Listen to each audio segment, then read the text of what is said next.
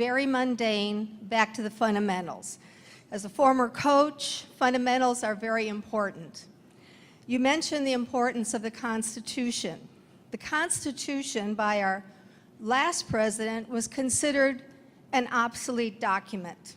He mentioned that more than on one occasion. Executive orders have been abused by many presidents. They were meant to be used within the agencies that answer to the president, have extended beyond that. And then you have the judicial branch that has taken over the executive, the congressional, and its own branch. The judiciary is out of control. At this point,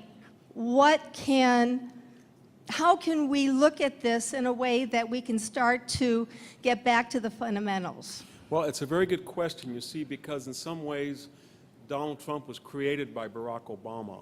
And by that I mean, when Donald Trump has been very successful with just one big signature tax package, but what has jump-started this economy is a series of executive orders. I don't know the constitutionality of each one, but what he's done is he's deregulated, he's opened up ANWR, he's had an executive order on Keystone, he's muzzled the EPA, and he's using the executive branch in lieu of the legislative branch, and he's been thwarted by the courts, so he's trying to get, conservative constitutional judges, but it depends on, I guess he would say, they made the rules and I'm using them now against them, but I don't know to what degree Trump has violated any executive order that I know of. One of the ironies that we're in this political system, we're saying, well, Donald Trump is saying the fake news, he's heard them, but he hasn't monitored the Associated Press journalist.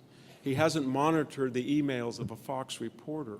He hasn't weaponized the IRS that go after people. He hasn't jailed a video maker.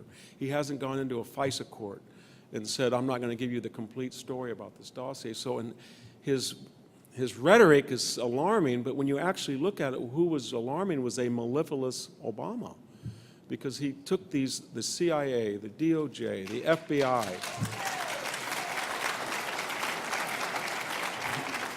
He took all of these deep state permanent bureaucracies, and he really tried to affect the outcome of the 2016 election with John Brennan and Clapper and Comey and McCabe, and he monitored people, and he did a lot of very radical things. He said he couldn't be a king 21 times or to the effect of that, and then he went around and did DACA and the Dreamer Act and pretty much destroyed federal immigration law. And then he said, he allowed these cities to say, and I live in one that's a sanctuary city.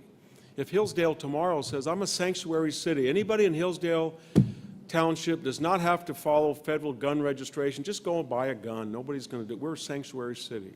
Or you know what? If you see a 3-spotted toad that's on the endangered, shoot the thing in the head. This is a sanctuary city. You can imagine what California would say. But it's all one way. They can nullify, and you can see where it goes. It goes back to the nullification crisis of 1826 in South Carolina in the 1850s. So we've just coming off a very radical president that, for some reason, his supporters now are shocked that Donald Trump, he hasn't done what Obama did, but he sounds radical.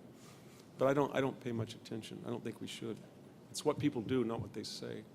Any other questions?